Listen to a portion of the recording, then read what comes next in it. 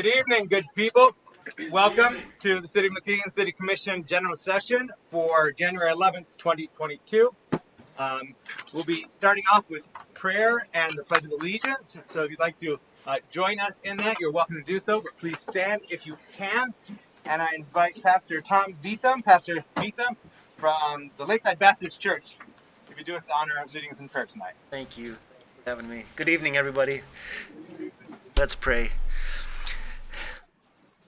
Heavenly Father, we thank you tonight that you are good, that you are great. And we just take this moment tonight to pause before you and acknowledge that we are in need of you as individuals. We are in need of you as a city and as a country. And we humble ourselves before you tonight and look to you, for we know that every good and every perfect gift comes down from you, from above. And so we don't look to ourselves for wisdom. We look to you, and we ask for wisdom for tonight. We pray for a good, productive, helpful, respectful, honest, forward-moving meeting tonight, and that we would do what's right in your eyes and in the eyes of the people of this city. Please help us toward that end. We ask it in Jesus' name. Amen. I pledge allegiance to the flag of the United States of America and to the republic for which it stands, one nation, under God, indivisible, with liberty and justice for all. Madam Clerk, you have roll call, please.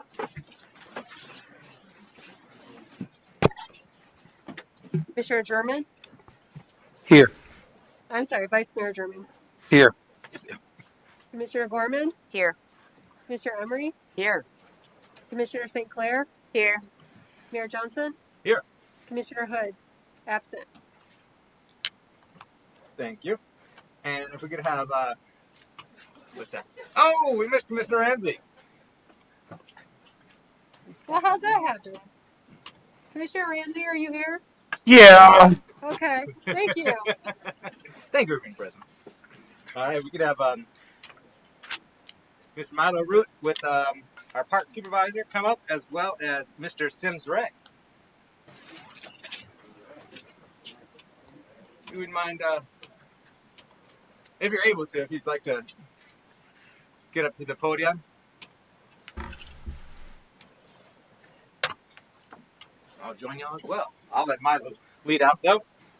Yeah, I would like to thank the City Commission for the opportunity to present this award to an outstanding member of our community, Mr. Sims Ray.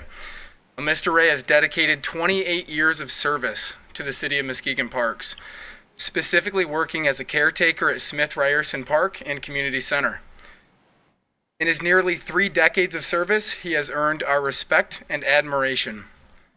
So, Mr. Ray, in recognition of your many years of dedication and commitment to maintaining our parks and community buildings with excellence, we are proud to present you with the key to the Sims Ray Community Building at Smith Ryerson Park.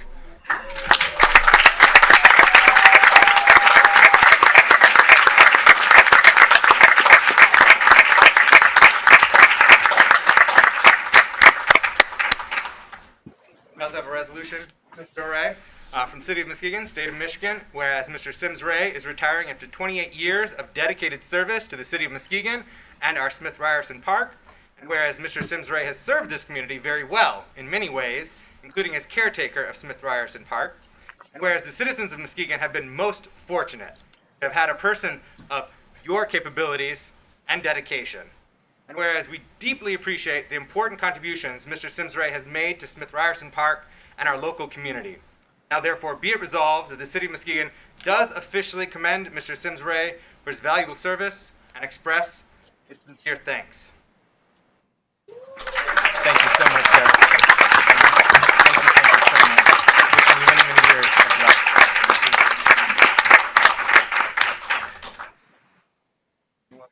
Or if you'd like to, sir. Mike's all yours if you'd like to give comments.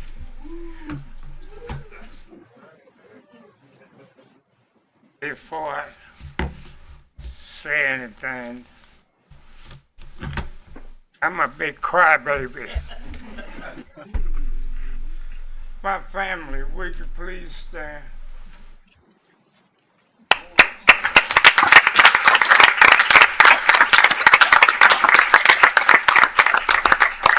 And I just want to say thanks to the city of Muskegon Parks Recreation for allowing me this chance. I have enjoyed working for the city. I've had a lot of respect from the people from the city. And most of all, Miss Young. She gets on me all the time by calling her Miss Young, but I respect that lady. And now I got a new boss, and he's great. He ain't been here long, but he's been great. But I just want to say I thank you. And now, not only had you had me all these many years, you got about 4 of us now work for the city and park. So we want to thank you for that. I just don't know what to say no more than I love these parks. And it's just doing me a favor to get out there and work and enjoy myself. And they won't tell me you too old, go home. They tell you whatever you want to do, go do. So I want to thank you. Thank the city. Thank you so much. God bless you. And when I mean too, God bless you. God keep Muskegon. Thank you.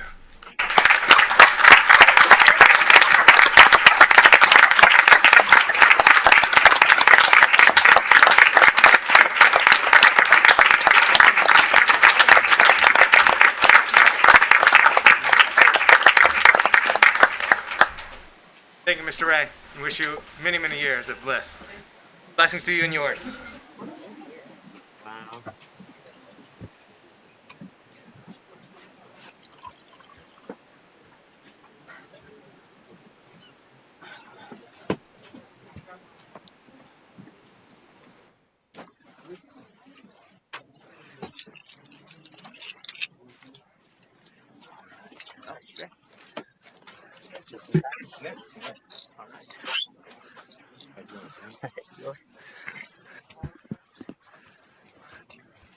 So next up,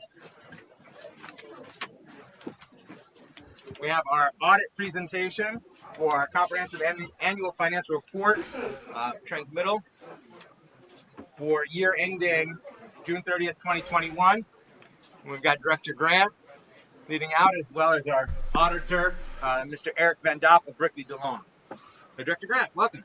Good evening, everyone. I just wanted to bring Eric Van Dopp up front to present our audit presentation. This is an annual thing that we do.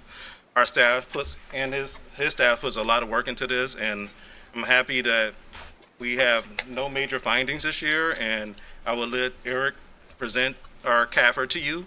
And if you have any questions, ask him before he leaves, and if you have any questions of me, let me know. Thank you. Thank you, Mr. Grant. Welcome, Mr. Van Dopp. How are you?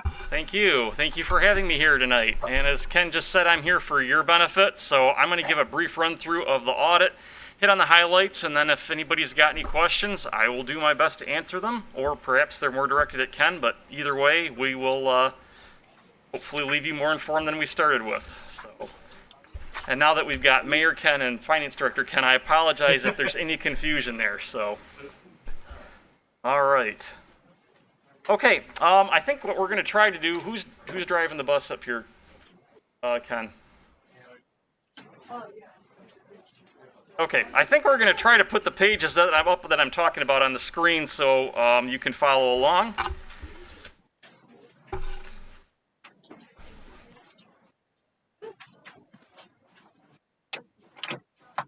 Okay.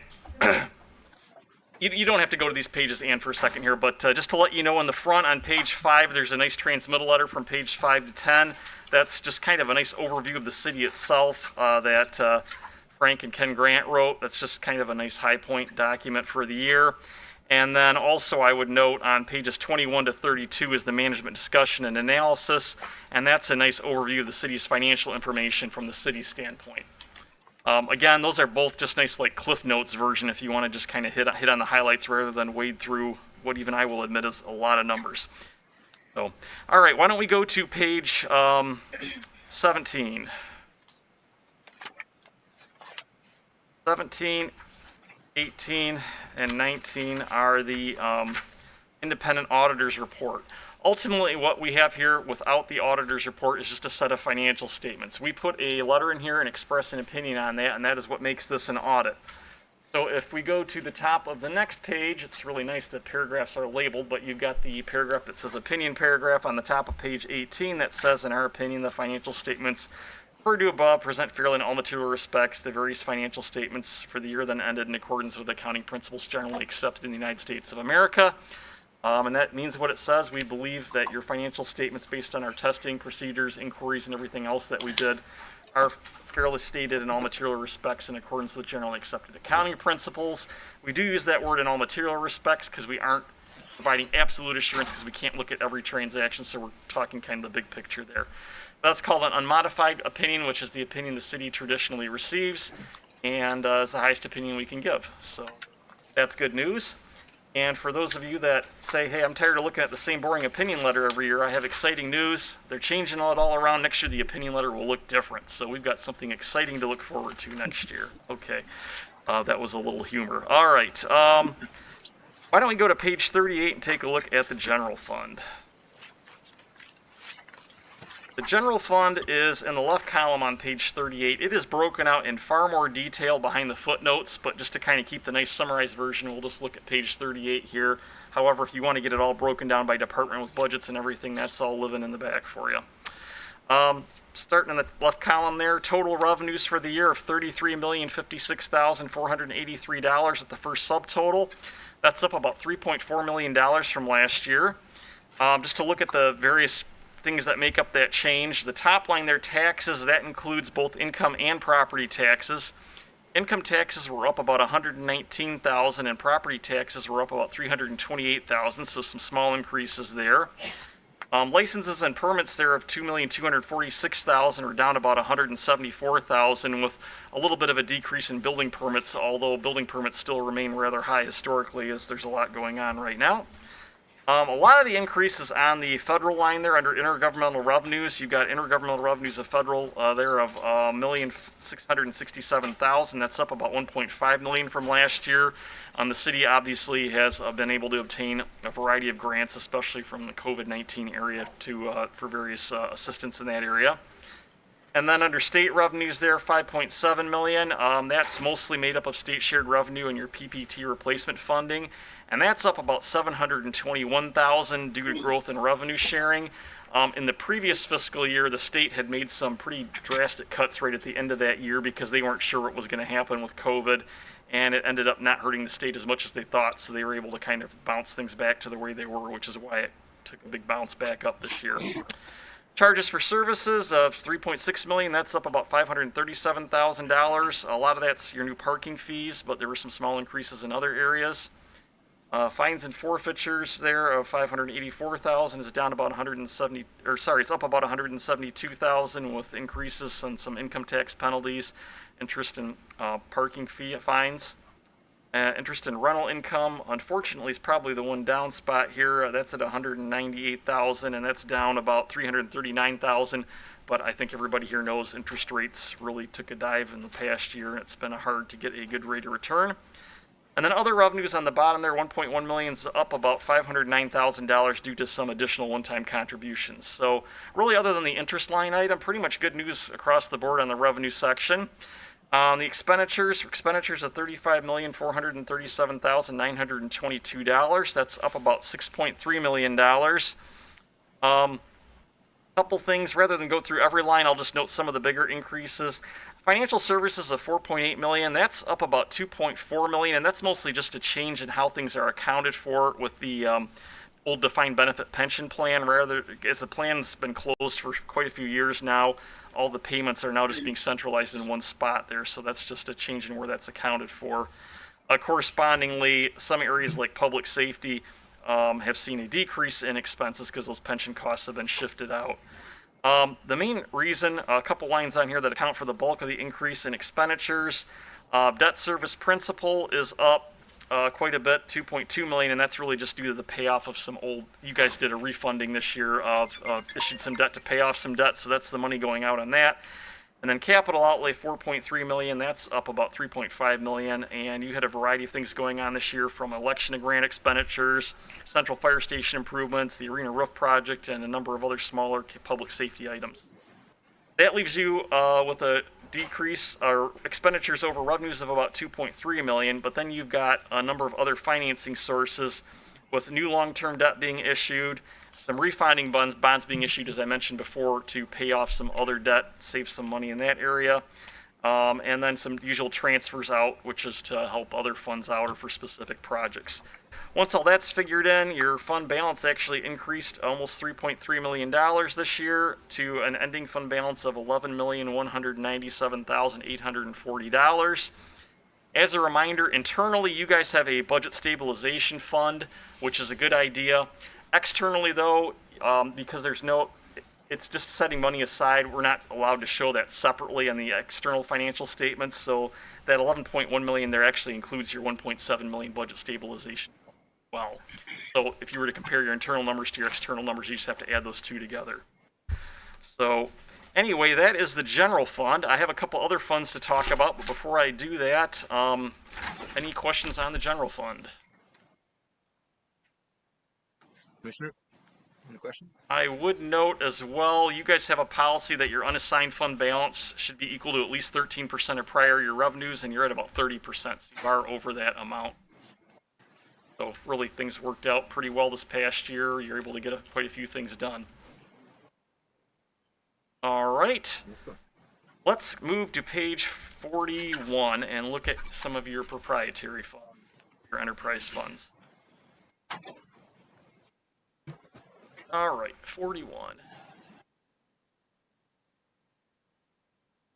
Okay, sewer fund is in the left column, and the water fund's next to that, so we're going to talk about those for a couple minutes. Both these funds have been very active the last couple years.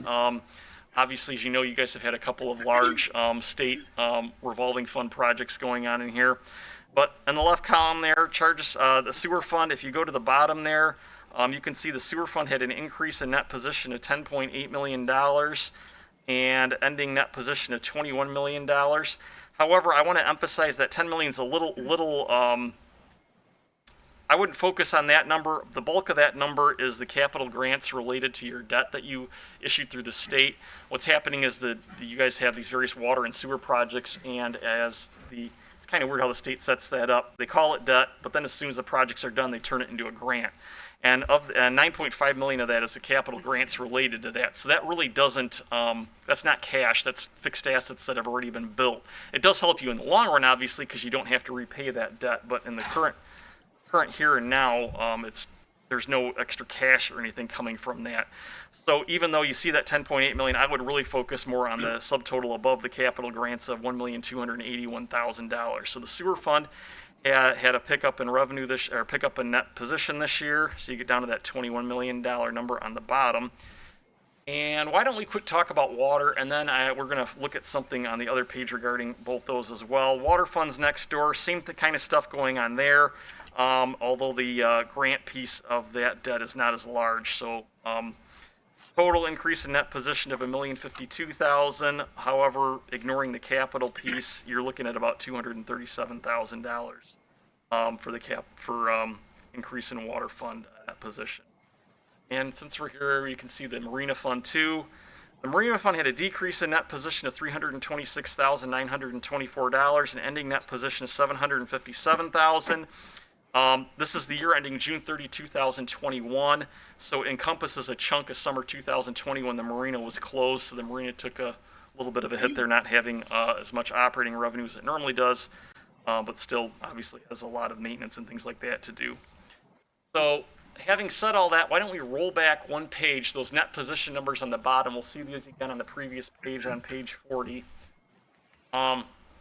This is the statement of net position, or kind of your balance sheet, all the way down just so we can see the bottom numbers. There we go. Net position is divided into 3 different categories. You've got your net investment in capital assets, and I guess I should explain too, your sewer, water, and marina funds are different than, say, your general fund. The general fund only has current resources in it. So you've just got cash, receivables, payables, things that either cash today or will be cash in the near future. The sewer, water, and marina funds are accounted more like a private business or private sector business. So they include all of your assets and liabilities, not just the current ones. So you've got all of your pipe in the ground and other infrastructure, the water plant, and all the debt related to that. And that's why we use the term net position instead of fund balance, because it means something different. And that's why when we're seeing, $21 million in net position, it sounds like a lot, and obviously that's a big number, but that doesn't mean that's available resources, because most of that's basically in the ground already.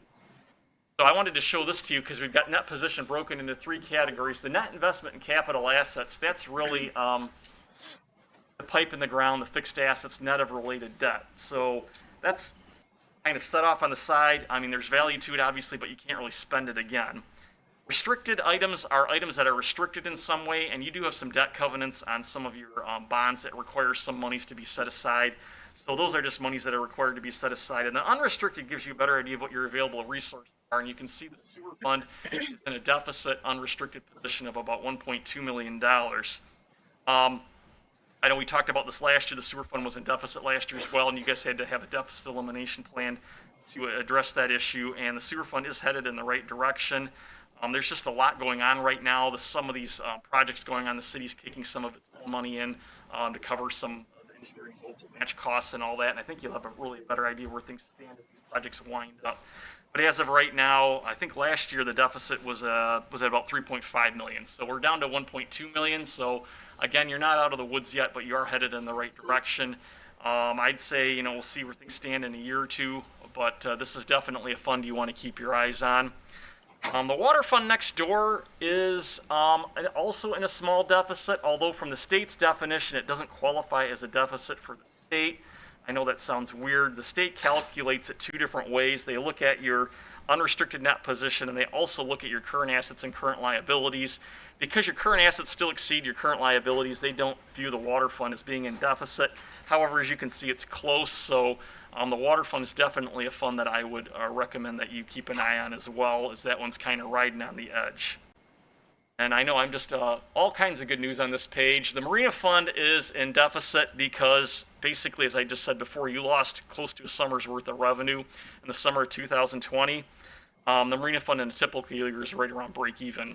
The Marina Fund doesn't generally accumulate a lot of reserves. So this is probably one of the most important pages in the audit report, just because these are the 3 funds that I would say more than anything else you want to keep an eye on, especially the sewer and water fund, because those are very large funds with a lot of activity going on.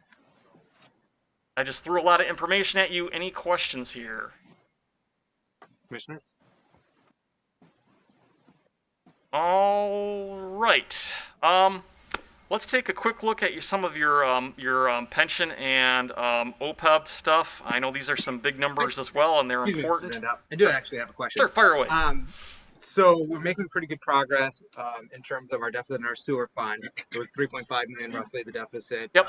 The fiscal year ending 2020, now we've gotten that down to a deficit of 1.2 million for fiscal year ending 2021, which is June 30th of last year. So 3.5, 1.2. So you're knocked out about $2.3 million over that year. Do we have a target in terms of how much positive unrestricted cash we're targeting in that fund? I don't know that there's a specific number the city's got set as a goal. Obviously, 0 is not the answer. You certainly want to get it above 0, but you want it well above 0. I'm sure, as you guys know, sewer and water funds are expensive. When things break, they cost a lot of money. So I would generally advise that you accumulate some reserves in there as well, not just getting it back above 0, but you're going to want to have a little bit of a cushion so when you have a main break or some unexpected project come up, that you have the resources available to fix it. Yeah, that certainly seems sensible. All right, thank you. All right. I'm going to have you roll quite a ways back there, Ann. We want to go back to page, I believe it's 92. Yep, 92. All right, as a reminder, you guys have a defined benefit plan through MERS. I think most of these plans started closing, I think they all closed between around 2005 to 2007, depending on the employee group. So this plan's been closed for a while, but it continues to exist for retirees and for employees that were eligible before that point in time. However, all of your new employees since that point are in the defined contribution plan. But the defined benefit plan still has to be funded. And this is a nice big table. If you're really excited and want to look more into this, there's probably 6 or 7 pages of footnotes. But I like this table because we can kind of get one-stop shopping here. But this shows you the status and how your funding is doing. I would note that you have to follow MERS fiscal year because that's how the information is provided. So we're actually looking at 12/31/20 here, not 6/30/21. So this information is 6 months older than the rest of the financial statements. But the top part shows your total pension liability, and that's basically what the actuaries, MERS has actuaries crunch numbers. They look down the road and they say, when do we expect people to retire? How old are they going to be? How long are they going to live? How much money have they made today? What does that compute to in the future? And then they take all that and they back that liability up to today. They say, okay, because how much return and increase in wages, and they got to factor all that in to kind of come back to today. So they've come back to the total liability is about $125 million to $126 million there. That's up a little bit from the prior year. And that obviously does continue to grow as assumptions change. Maybe some retirees live longer than they initially expected. And of course, your current employees that continue to be in the system continue to earn benefits as well. So the total liability increased a little bit. On the asset side, the fiduciary position side there, that increased about $4 million to $93 million. And the bulk of that, as you can see, there's 2 things going on there that accounted for that increase. First of all, obviously, you continue to fully fund what you're required to pay on that. So you put about $2.4 million from the city into it. But the big number there, net investment income, obviously the last couple of years have gone really well on the market. You had a $10.5 million increase this year in net investment income. And I guess I should explain that. We just talked about before how the city didn't do really well in the general fund with net investment income, but the pension plan's doing really well. And the reason for that is what you're allowed to invest in. Municipalities in the state of Michigan are very limited in what they're legally allowed to put their money in because the state doesn't want local units of government, throwing all their money in high-risk stocks and stuff like that. So the city can't really get into the stock market and things like that. You're more conservative investments, CDs, safe bonds, some short-term commercial paper, and that's about it. These pension plans held by MERS don't have those restrictions, so MERS is able to put a lot more money into the stock market, although they certainly mix it up. It's not all sitting in stock market. They've got other investments as well, but they're able to get a better rate of return as a result. Although obviously there are some years when they don't do as well, where they're going to lose more money than the city might lose otherwise. But the last 2 years have gone really well. So that, like I said, that boosted your fiduciary net position up to $93 million. That means your net liability is about $32 million. That's up just a little bit from last year, but and your percentage, then your funded percentage as a result is down just a hair. So you're hanging around about 74% funded. The state right now wants to see everybody, their goals, everybody should be at least 60% funded, and they're encouraging all local units to get there. You guys are above that, and as a result, as along with that, having closed that plan quite a few years ago now, at some point, and I'm not quite sure when that point's going to be. I think MERS kind of keeps pushing down the road here, but you're going to kind of come over a peak, and then that liability is just going to start coming down as fewer people are in the plan and retirees pass away, that kind of thing. So at this point, just keep paying your required contributions. I know, like I said, the city is now centralized where those are going out of, and the general fund, so you can kind of see them all in one spot. But this will continue to be around for quite a few years because, like I said, there's still employees here that are in this plan, and hopefully they all live a really long time. All right, let's roll down. Oh, I'm sorry. Was that sideways the whole time I was talking? Okay, let's roll down 2 pages to the OPEB plan on 94. That'll be sideways too. I'm sorry. Well, hopefully you guys can read sideways, but this table works the same way as. Why don't you scroll just a little bit so we can see the numbers? There we go. This works the same way as the pension one. For both these tables, there eventually is going to be 10 years of history, but there's only as much history since these standards were implemented. The OPEB standard is newer than the pension one, which is why there's not as many years on this one. And these numbers are smaller too, by the way. Your legacy costs for retiree health care are quite a bit lower. I know we were just looking at, was it $125 million, and here we're only looking at about $32 million. But your total liability decreased a little bit this year. Some of that was related to assumption changes as the actuaries continue to look at how the plan's working, and they're constantly trying to tweak their assumptions to try to get it as accurately as possible. And this was a year actually where the assumption changes helped you out a little bit. But your total liability decreased slightly to $32.7 million. And you guys continue to set money aside in this, and you put about $1.1 million aside this year. You had $2.2 million in net investment income, so your total assets or fiduciary net position increased $1.7 million. Liabilities go down, assets go up. That means your net liability is at $9.8 million. So that's good news here. This thing is just a hair short of 70% funded. A lot of entities are further behind in their OPEB funding because the rules were newer, and frankly, wasn't that many years ago. Most people didn't think about these plans at all. Actuarial studies weren't done. Most entities hadn't even set up trusts. The city of Muskegon was quite a bit proactive and had been funding its OPEB liability since the 1990s. So as a result, you've got more money set aside and less of a hole than a lot of other communities do. The state currently has a 40% floor. They want to see everybody get up to 40% for their retiree health care. And again, you guys are over that floor. So that is good news as well. I know there's a whole lot else to say here. There's a whole lot that goes into these numbers and a whole lot of things that we could talk about, but I know you guys have other things to talk about that are probably more exciting than me. So I'll stop here with the MERS and OPEB and see if anybody has any questions on these. Thank you, Mr. Van Dup. Any questions coming up from the commission? All right, I'm going to ask the city manager, jumping back to MERS. Yep. I'm going to ask him to kind of give a outlook, forecast where we're heading, just so new commissioners and old commissioners understand kind of what our outlook is, and which I think is pretty promising. So yeah, I think so. I think it's tough when you look at those because the liability continues to grow, or the unfunded liability continues to grow, and I think that has more to do with the way we're accounting for our investments now and how long we think people live and things like that. We're kind of maybe correcting that. Maybe we might have been underestimating that for a number of years, and now we're correcting that. But based on our most recent MERS actuary or valuation, I think there's an anticipation on our part that sometimes around the end of this decade, so 2029, 2030, we should start seeing a significant reduction in what our contributions are. That is assuming that things continue down the path that they're down now. So, there's not a major continuous market corrections and things like that. But I mean, to give it perspective, I know, and I wasn't here, but I think back in when we decided to start closing these, we were spending $500,000, $600,000 a year on pension costs, and that was too much, right?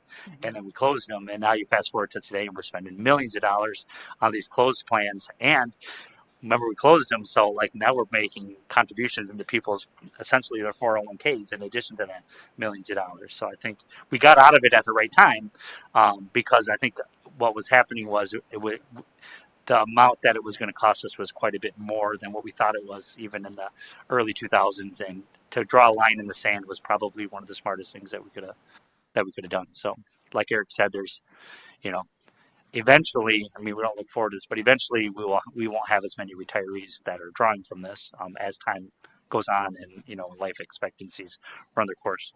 So I would say 8 to 10 years we'll feel really good about what this looks like. Our funding percentage will be much closer to 100%. And we'll be just making maybe more minimal payments. If you ever go through our statement from MERS, you'll see that the vast majority of what we pay is for this unfunded portion. The everyday stuff, like the paying for what we know we're accruing today, is actually very affordable. It's the fact that we're 10 years behind paying some of these payments, that makes it that much more expensive. So that's all. yeah, excellent, thank you. I would follow up on that. I know you used the term "we" a couple times there, Frank, but some of those, it's not the city had issues with actuaries. MERS is the one that sets the actuarial standards because they follow the same thing for all their communities. And I would fully agree that MERS has been a little too rosy and optimistic in some of their assumptions, especially their investment return one. And that's one of the ones that I think has really hit you on the funded process. I mean, for quite a while, they were assuming an 8% rate of return every year. And while they certainly hit it some years, they were not hitting it quite a few other years. And 8% just wasn't realistic. So they've been dialing that back. And as they dial that back, that is increasing your liability, because in essence, they're expecting there to be less of a rate of return over time. So that increases today's liability. It doesn't really increase the total amount you end up paying down the road. You're going to have to pay it whether they assume 8% or not. They weren't getting it. You were going to have to pay based on what they were actually getting. So I think MERS is doing a better job of using more realistic assumptions in that as well. And following along with what Frank said, if you guys hadn't closed this plan, I mean, this thing would be way worse. I mean, you would have many millions of dollars more going out. All right. Anything else on MERS and OPEB? Proceed, please. Okay, just to briefly talk as well, I don't even know that we need to go back there, but in the very back of the financial statements, as has been the case for many years, the city is also required to have what's called a single audit. It's a federal compliance audit, so we just talked about the financial audit. A federal compliance audit, if you spend in excess of $750,000 in federal funds, you have to have one of these compliance audits. And we did the compliance audit for the city as well. It's included in the back of the statements.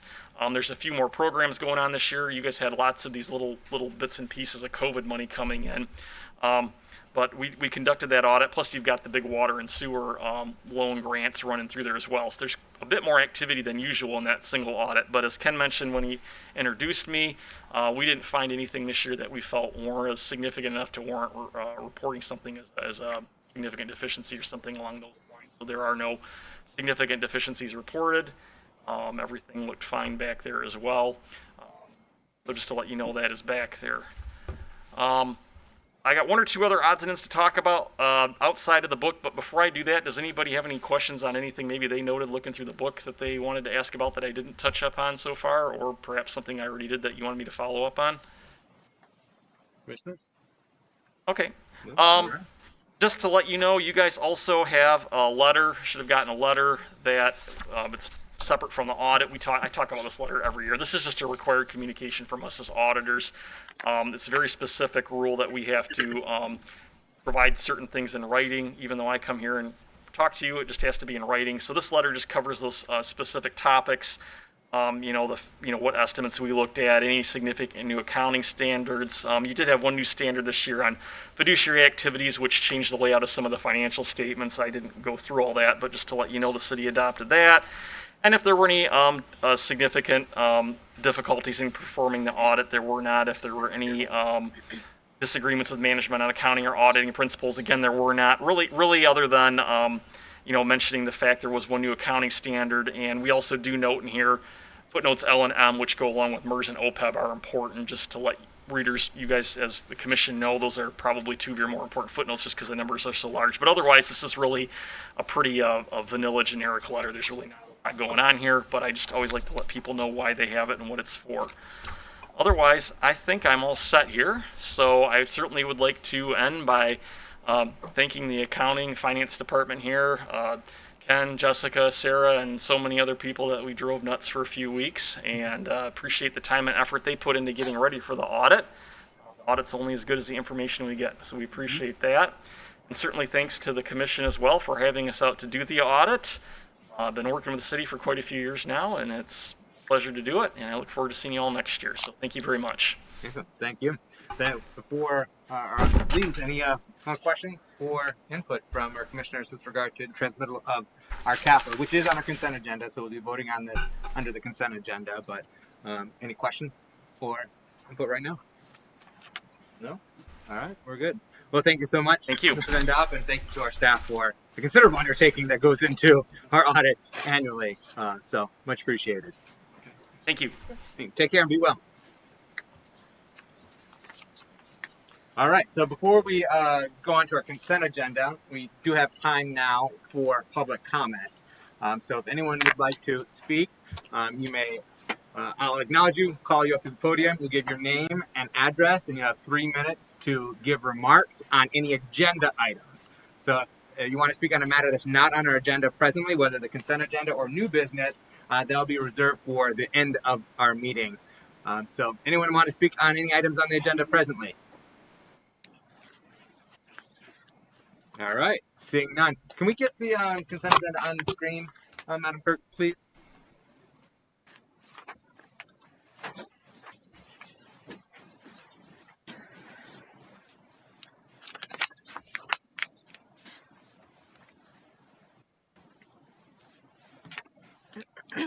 Thank you. So, Commissioners, you had a chance to review our consent agenda. Are there any items on here that you wish to be removed for further discussion and a separate vote?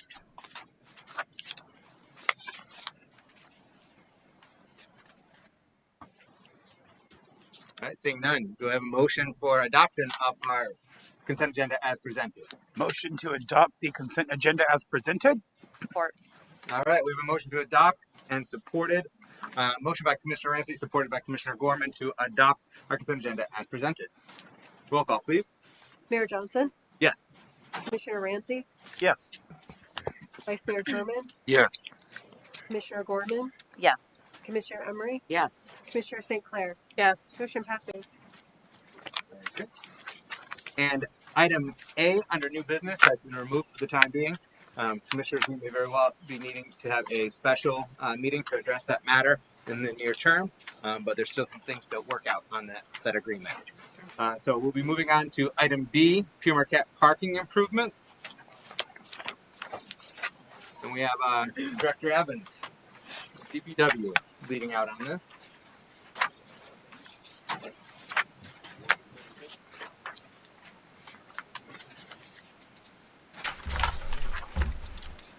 Good evening again. Good evening.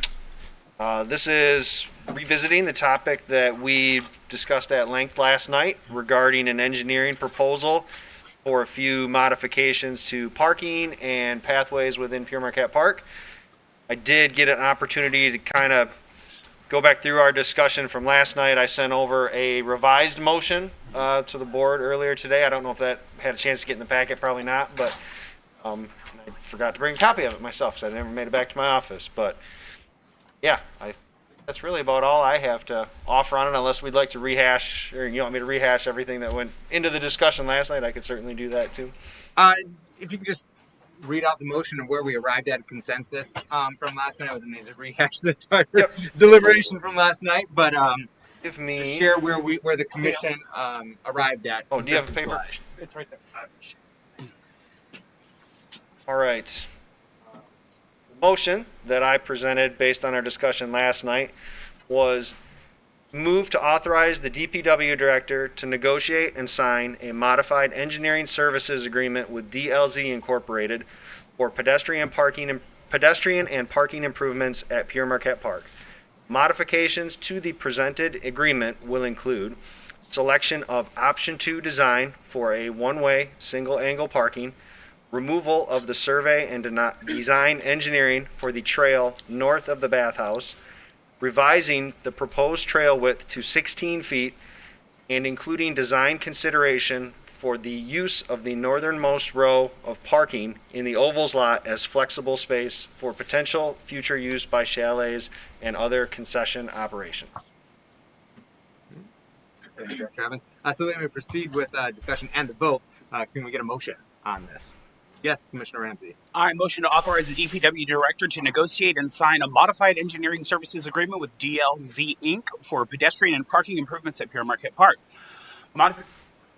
Do I need to read this? To Modifications. say so moved based upon the motion that Director Evans read out. Okay. You're welcome to say so moved. So moved.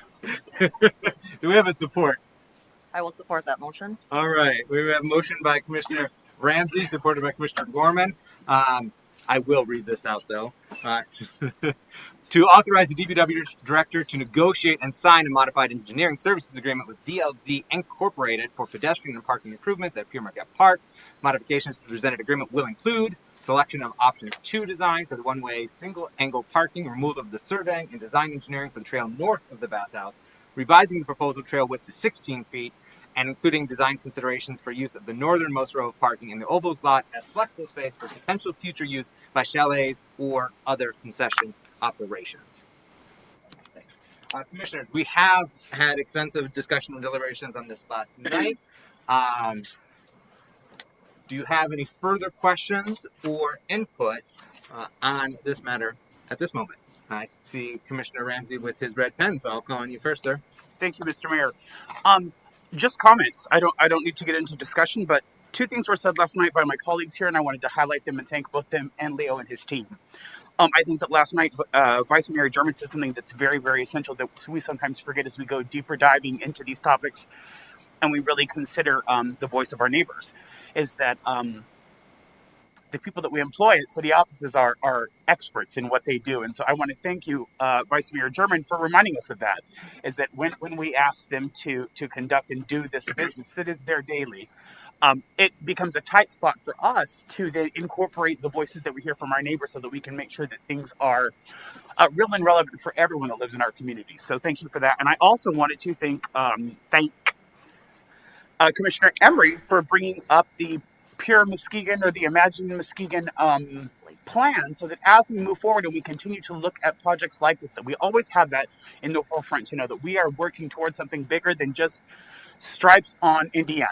And so thank you for reminding us of that last night and kind of bringing it back around.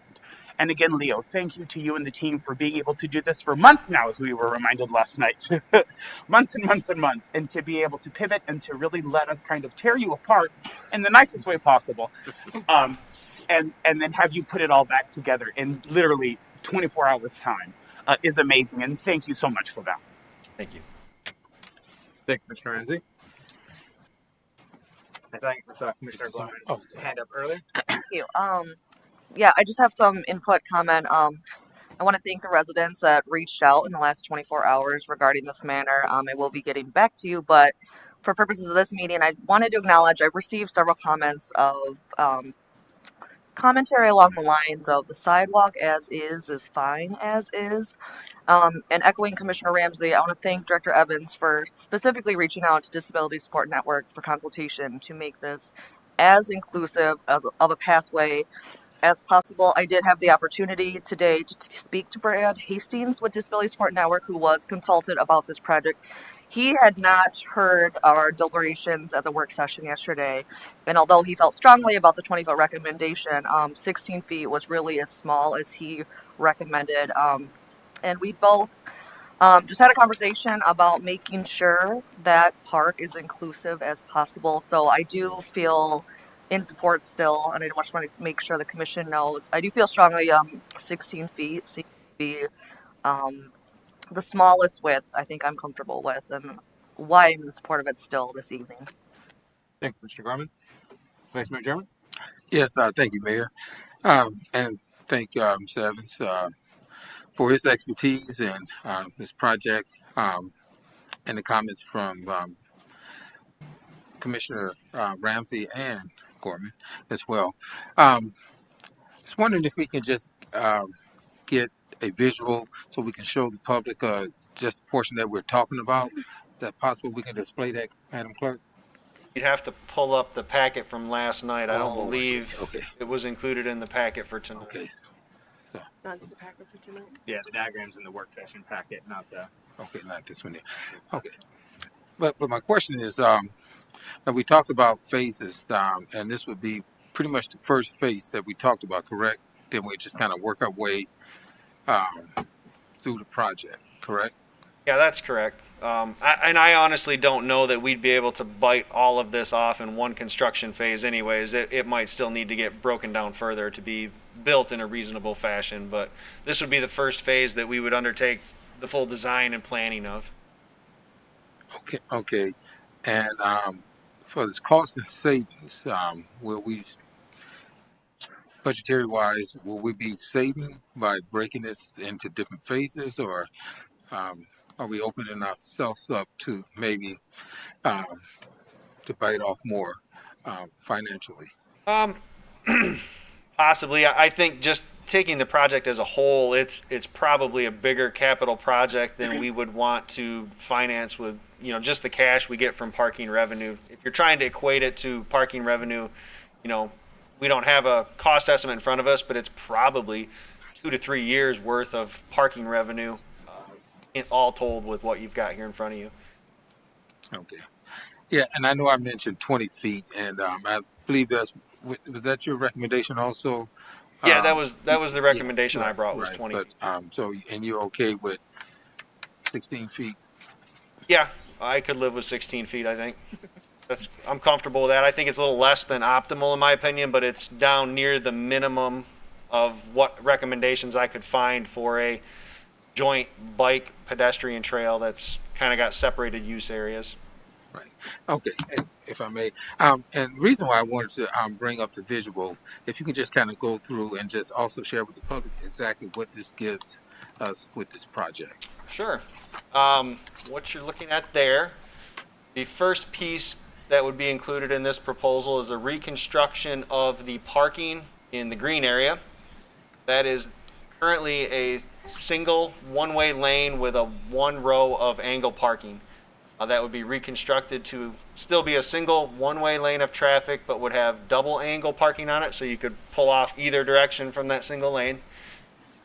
Also, in that green area, you would take what is an existing 5 to 6 foot wide concrete sidewalk and reconstruct that out to 16 foot wide. And it would actually go just a little bit into the blue area up to the bathhouse. The last piece that would be included in this is, I think you could probably maybe flip back to one of the other pages, is a little bit of reconstruction and widening of that parking lot that's nestled between the ovals up towards Indiana Street and then out on the perimeters of that. Okay. May have actually been earlier. And with the widening of the sidewalk in that green area, that's going to take away some of the beach area as well. So we're looking at 16 feet in, correct? You would take a 6 foot path and make it 16 foot wide, so it'd be 10 additional feet. 10 additional feet. 10 to 11 okay, additional including feet. the 6. Okay, got you. Yeah. Okay. All right. That's all I have. Thank you. Yeah, but just to be clear, clarify that we're not expanding the existing sidewalk. We're putting a new pathway on the other side of the tree line. So an expansion of the current sidewalk would necessitate the removal of that tree line. And the consensus was to preserve that tree line, plant more trees, have a natural median or buffer between our parking lot and the new pathway. So no trees are being removed in that area, right? That's correct. Okay, and that was a huge concern to the public in that area. So sure.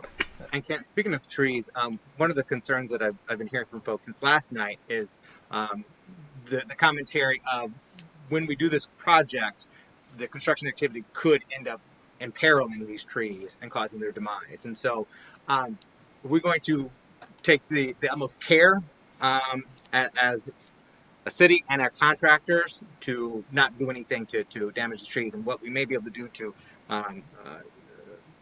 trim them, prune them, and care for their longevity. Yeah, certainly we'll take the best precautions we can in all those areas around there. I just wanted to include that as anytime there's construction next to a tree, there's a risk, especially in areas where trees are, that's a hard environment to grow in. A tree growing there is already under a lot of stress.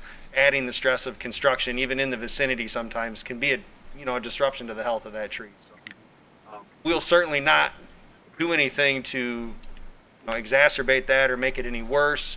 We'll take all the precautions we normally would, probably even more so knowing the environment. But there is always an inherent risk, and I just wanted to make that, a point to be known. Thank you, Director. Do we have any other questions or input? Yes, Commissioner Emery. Yes. I got all the same emails I'm sure all of us got last night.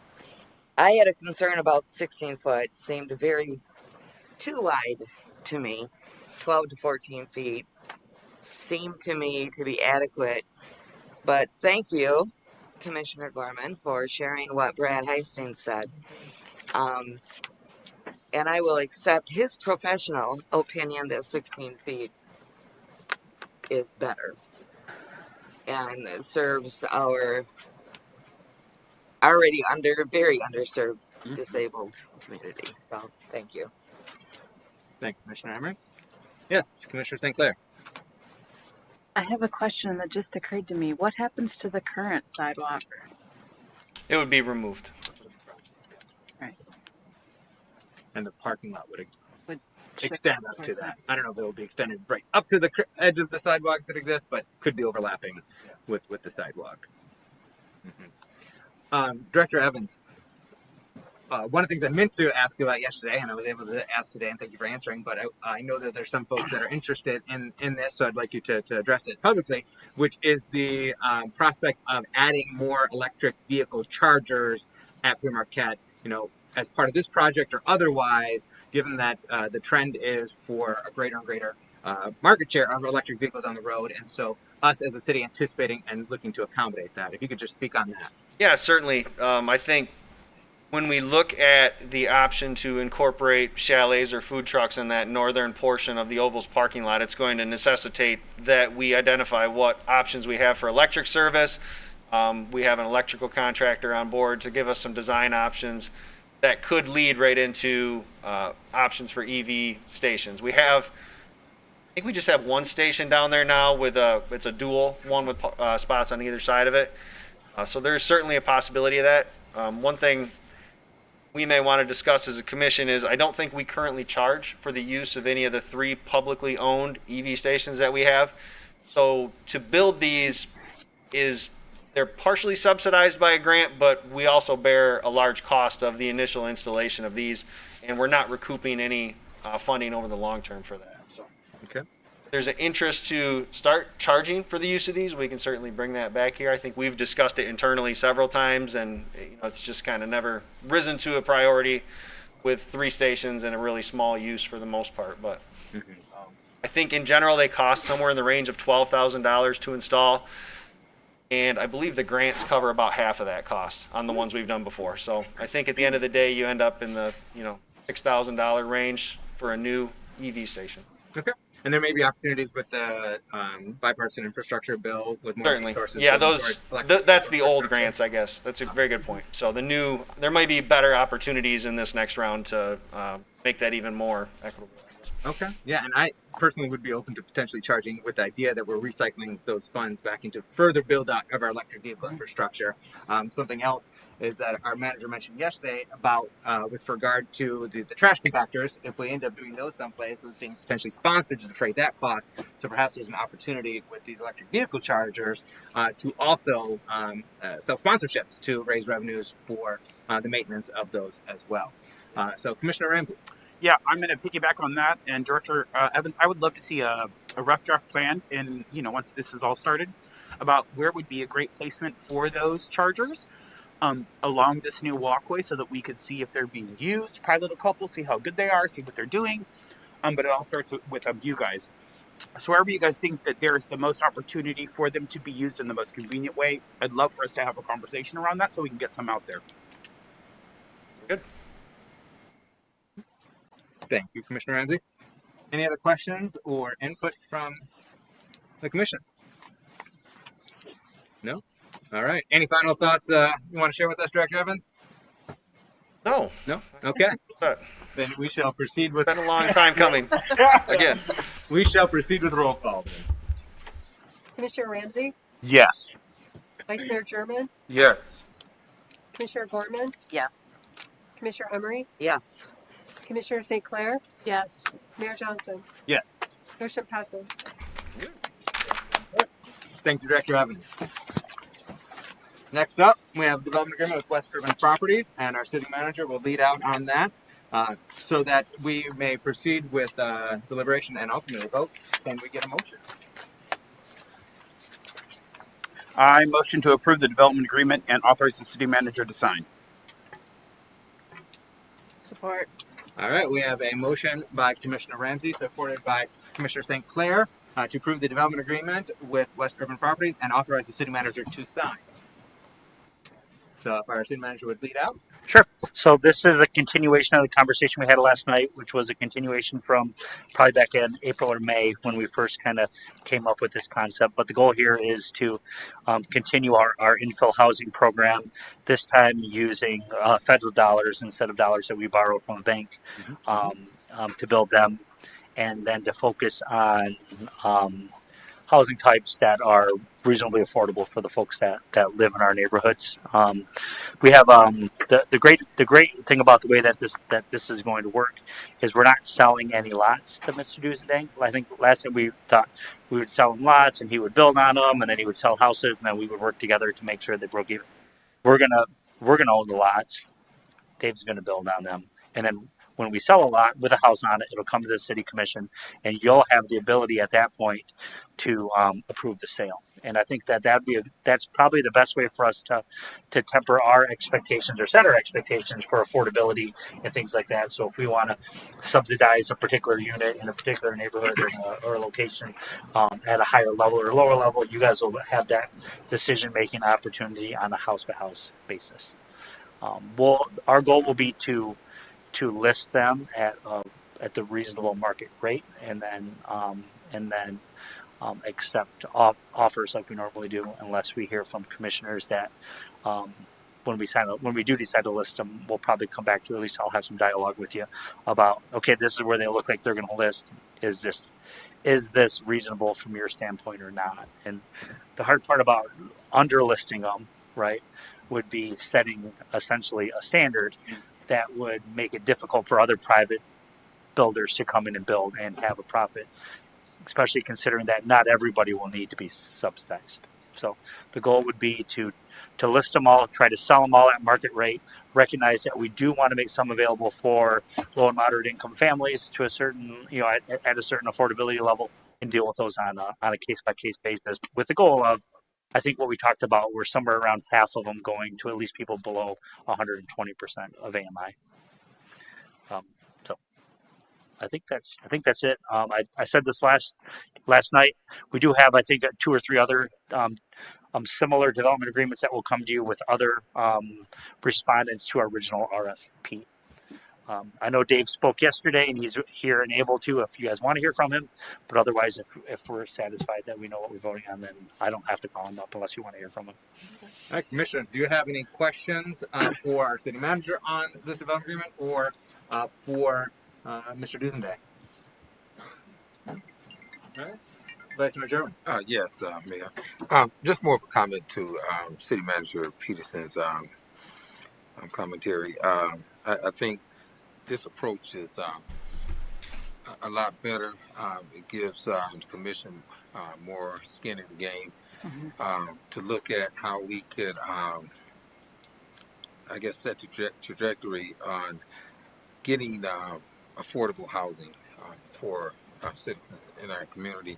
I'm a strong advocate of looking at taking care of people in our community who have an invested interest, not saying that people who live in other municipalities or neighborhoods, but I think we're on the right path, and I'd like to see this project benefit, people who really need housing. And welcome, Mr. Dusending. I'd just like to kind of, get some feedback from you, share with the public, what you're doing with the project.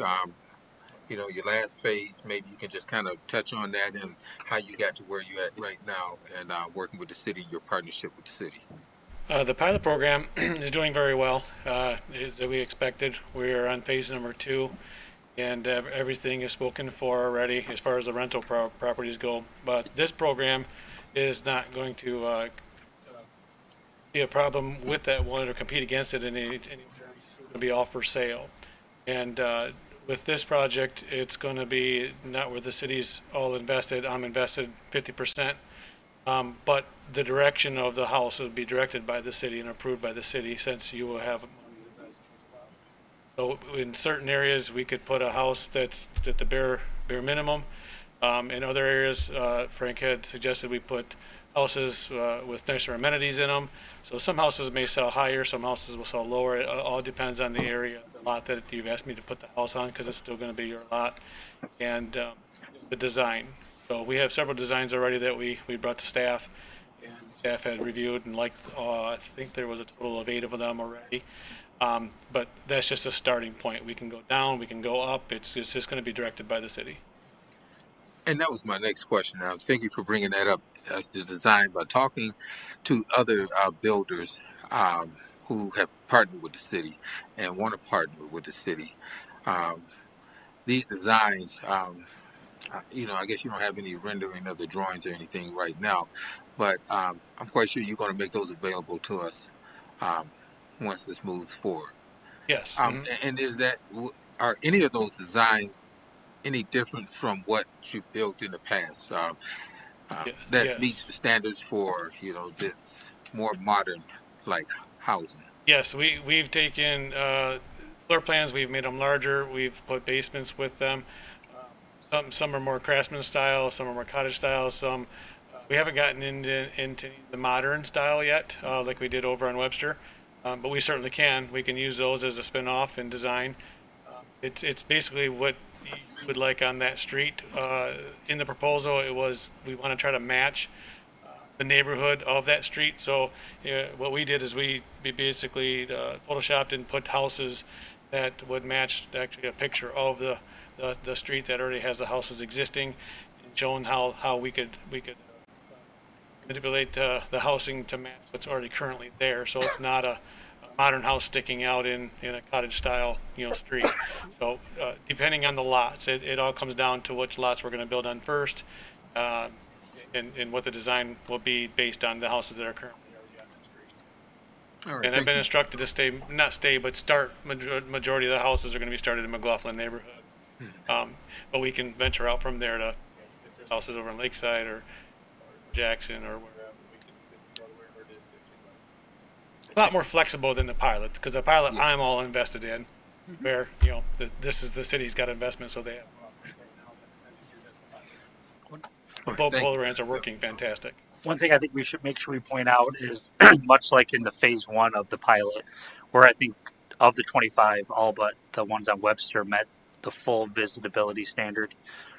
They only didn't meet it because of the half bath was missing on the first floor, but every other unit has the wider front doors, the 0-step entry, the first floor restroom.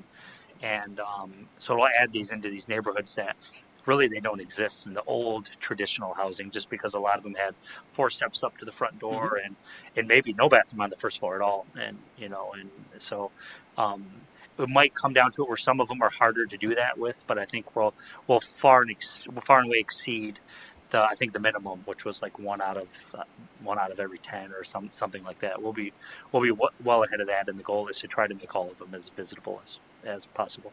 Almost all of my designs have that already visible. The ones on Webster, that only changed because we had to switch it to a front low garage. Had we left it as the original design with a rear low garage and access the alley, we would have had it in that sheet as well in all those homes. But all of my designs pretty much are for visible, and also I'm trying to put in 0 steps on almost every house as well for accessibility for Thank you. Just one more question. Yes. If I may. Also, Mr. Dusendine, we've talked before, and publicly we talked about being EEOC compliant and all of that, and you've stated that publicly. And also hiring, people from the community or, who really want to work. How's that going? Have you had any success? Is there anyone from the community that's working with your group and stuff like that? Yes, not so much in laborers. We've reached out to several. Even walking down the street right now, there's not a builder out there that couldn't use more workers. We could hire 25. I could hire 25 tonight if they're willing to go to work in the morning and stay all day and be there 5 days a week minimum. I'd hire them all tonight. But more so, we're doing contractors. Yeah. So we do have roofing contractors that are local. We have our cider contractor that's local. Painting contractors local. Electrical, plumbing is in Norton Shores. So we've brought basically, and I could continue more. We have more than that even, but I would say about 70 to 75% of all of our workforce now has been brought to Muskegon, and we've left. The Grand Rapids is still in Grand Rapids. But we're trying to bring as much here as possible, and supplies too. We brought several million in supplies. As of right now, we're in essence just shy. We got to be close to 6-7 million. Now that comes in for the city of Muskegon. Yeah, and for its diversity with companies. And actually, I know a company who's looking to partner with the city and do some things. This guy has a paint company, and maybe we could talk, and I could have him talk with you if it be something that maybe you could. Yes, as a matter of fact, just this afternoon, one of my project managers was telling me that There's a local painter here that was recommended by our steel worker that's also out of here. And we are actually reaching out to him, because we are in need of painters, reaching out to him to see if he has any product we can come look at and standards, because I do have a standard that I still have to accomplish. If it is, we will put him on a house. Yeah. So, all right, thank you very much. Okay. Absolutely. Thank you, German. In case there's anyone at home that's either a tradesperson or a contractor that might be interested in working with you on these projects, how would they get a hold of you? Could you share your contact information? Sure. You can email Dave at Westerman-Properties, MI for Michigan.com, and or you can call the office 616-747085. Either one of them are fine. In our website, obviously. Properties. Okay. And the website is what? What is WestUrbanMI.com. WestUrbanMI.com. Okay. Thank you, Mr. Dusnik. Commissioners, any other questions or input on this development agreement? No? All right. Mr. Manager, I just noted in the agreement that with sale proceeds, the owner, us, the city, may use the balance of the proceeds for any purpose or deposit in the City of Muskegon Public Improvement Fund or any other fund so specified by the Muskegon City Commission. So historically and for policy, proceeds of sales of assets go into our Public Improvement Fund. And I just spoke with you briefly recently about the prospect of creating an affordable housing fund. So there's going to be quite a few months before these are built and sold, so we have time to further explore this. But in lieu of, or in addition to depositing the proceeds into our Public Improvement Fund, I'd like us to explore establishing an affordable housing fund. And Grand Rapids recently did that. And so look to see, we're not necessarily reinventing the wheel, we can see how they've done it, see if we want to adopt something similar, or if we want to tweak it and evolve it. But I think long term, our intention is to recycle these proceeds into a program so that we can continue build out housing. And so with an affordable housing fund that could create new opportunities to leverage for grants or accepting of dollars from other partners to build out affordable housing in our community. So sounds like a good plan to you? Yeah, sure. And that language was really just to make sure that everybody knew it wasn't going back into the West Urban Fund that we're creating for this particular project. We'll do what we want with the proceeds. They will be paid off, and then whatever's left over will be ours. To do that with, build more houses. Yeah, and if it continues to go well, I'm more than happy to reinvest all of my proceeds. I'm more than happy to reinvest with the city as well and continue the process. Continue the operating agreement, development agreement, for another year, 2 or 3 or 4, whatever it is, until the housing shortage is taken care of. The whole idea for being here to do this. Excellent. Well, thank you for your ongoing partnership and investments in our city. You're welcome. So, for allowing me to be a part of it. It's actually a lot of fun. Excellent. Well, if there's nothing else from the dais, then we shall go to roll call. Commissioner Ramsey? Yes. Vice Mayor German? Yes. Commissioner Boardman? Yes. Commissioner Emery? Yes. Commissioner St. Clair? Yes. Mayor Johnson? Yes. Motion passes. All right.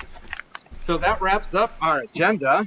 Do we have any other business from our commission? Commissioners? Seeing none. Then we open up to public comment. Any individuals welcome to give remarks up to 3 minutes. Please provide your name and address. If you are representing an organization, you may have up to 10 minutes. Anyone from the audience like to address the commission? No? All right. Going once, going twice? All right. Motion to adjourn. Anyone? So move.